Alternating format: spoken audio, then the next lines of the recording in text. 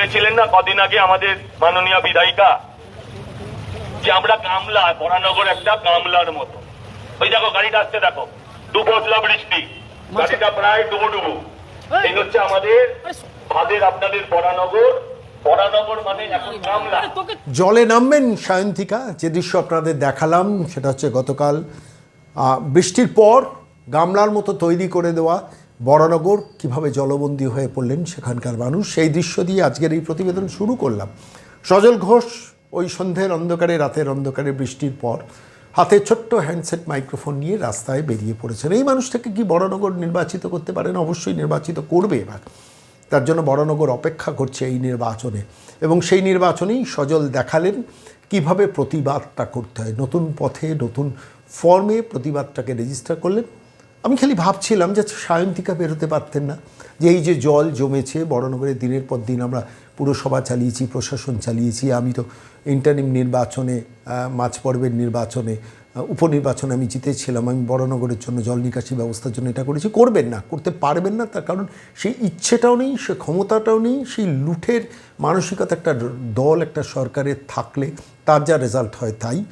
আমি আজকের এই প্রতিবেদনে, এই পর্বে আরেকবার সজলের প্রতিবাদের ফর্মুলাটা দেখাবো। কি সুন্দর প্রতিবাদটা করলেন বরানগরের মানুষ। ভাবুন, ঝেঁটিয়ে বিদায় করুন পাপ বরানগর থেকে, সজলকে আনুন।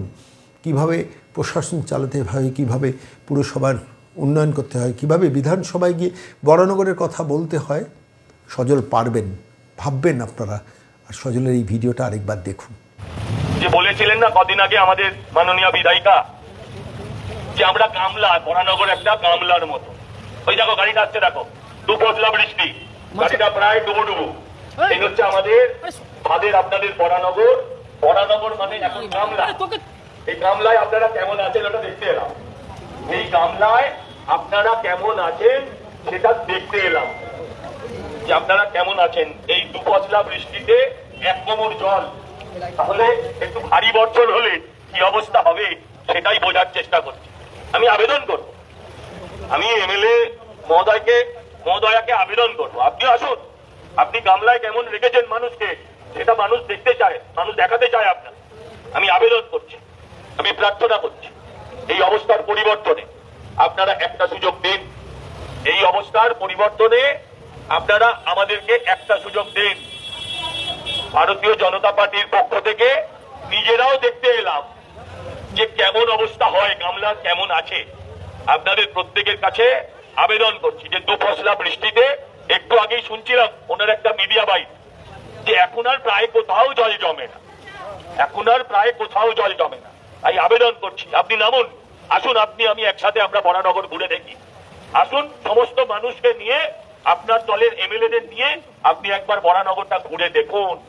গামলার কি অবস্থা, গামলার ভেতরে বরানগরের মানুষ কেমন আছেন সেটা একবার আপনারা নিজের চোখেই দেখুন। এই আবেদন আমি এলাকার এমএলএ ম্যাডামকে করছি।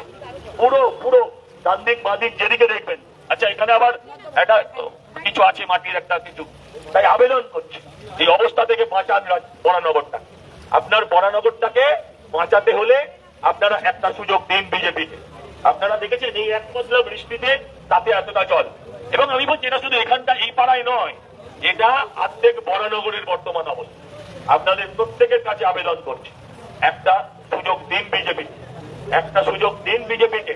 তারা নেই তৃণমূলীদের, এলাকার কাউন্সিলরদের বলুন যে আপনারা কি কাজ করলেন তার জবাব দিতে হবে এই নির্বাচন।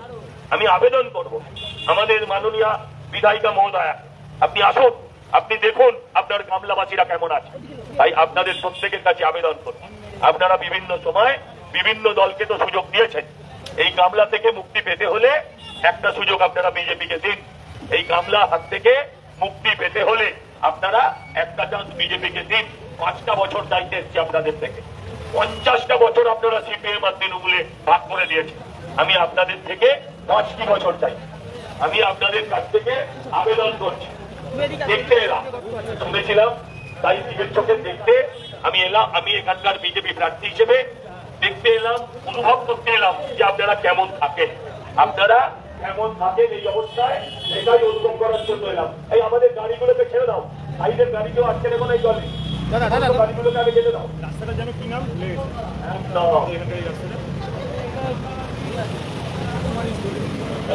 নমস্কার, আমি সজল ঘোষ, এই অঞ্চলের বিজেপি দলের প্রার্থী। এই আগে যে অবস্থা ডুবে যাবো না তো? ওরে বাবা, আমি আপনাদের প্রত্যেকের কাছে আবেদন করছি। আমি শুনেছিলাম গত কয়েকদিন আগে যে বরানগরটা গামলার মতো। সেই গামলায় নেমে একবার অনুভব করার চেষ্টা করছি যে আপনারা কত কঠিন পরিস্থিতির মধ্যে দিয়ে প্রত্যেক দিন আপনাদের জীবনযাত্রা নির্বাহিত করতে হয়।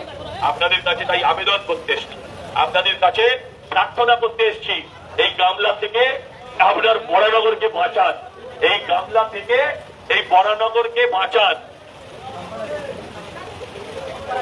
দাদা, গামলা দেখতে এলাম, গামলাটা দেখতে এলাম, শুনেছিলাম তো, তাই আমি চাই যে আপনাদের এমএলএ মহোদয়া তিনিও আসুন।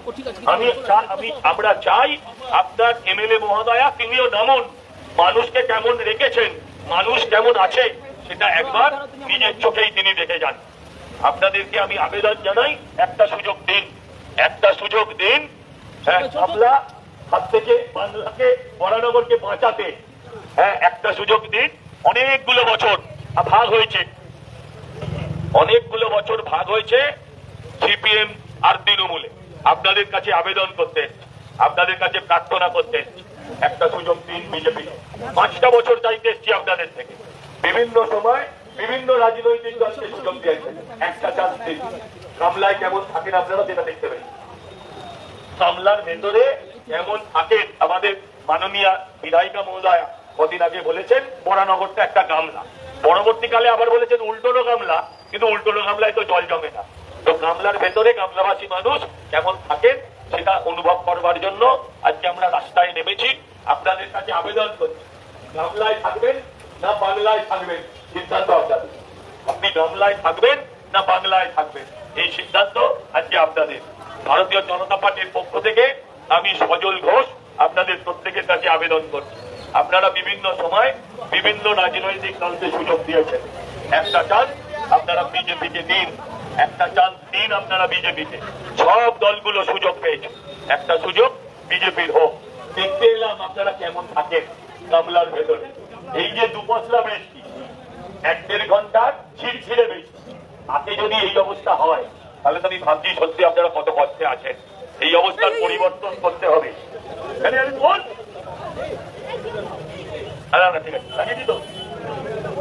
এই অবস্থার পরিবর্তন করুন।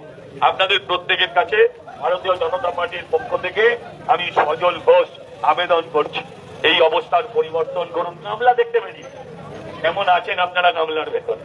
আপনাদের প্রত্যেকের কাছে বিজেপির প্রার্থী হিসেবে আমি সজল ঘোষ আবেদন করছি, প্রার্থনা করছি, গামলা থেকে বাংলায় ফিরুন, গামলা থেকে বাংলায় ফিরুক বরানগর।